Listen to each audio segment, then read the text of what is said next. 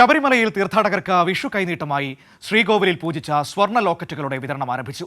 വിതരണോദ്ഘാടനം ദേവസ്വം വകുപ്പ് മന്ത്രി വി.എൻ. വാസവൻ നിർവഹിച്ചു. മുൻകൂട്ടി ബുക്ക് ചെയ്യുന്ന തീർത്ഥാടകർക്കാണ് ലോക്കറ്റുകൾ ലഭിക്കുക.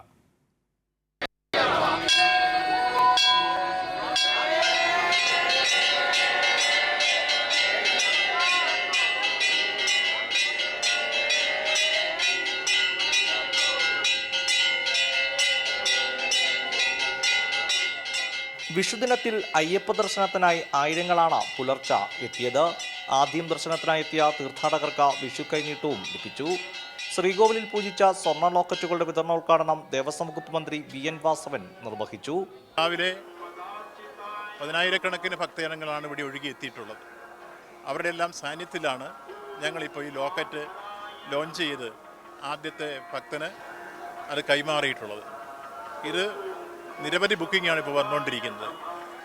ഭക്തജനങ്ങൾക്കേറെ സ്വീകാര്യമായ ഒരു തീരുമാനമായിരുന്നു ദേവസ്വം ബോർഡ് എടുത്തത്. അത് ഭംഗിയായി, ഫലപ്രദമായി, വിജയകരമായി ഞങ്ങൾ ആ ചടങ്ങ് രാവിലെ പൂർത്തീകരിച്ചിരിക്കുന്നു.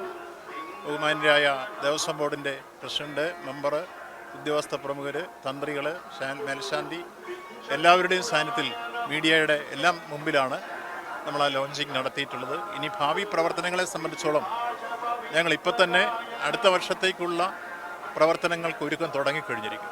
2 ഗ്രാം, 4 ഗ്രാം, 8 ഗ്രാം എന്നിങ്ങനെ വ്യത്യസ്ത തൂക്കത്തിലുള്ള ലോക്കറ്റുകളാണ് തീർത്ഥാടകർക്ക് ലഭിക്കുക.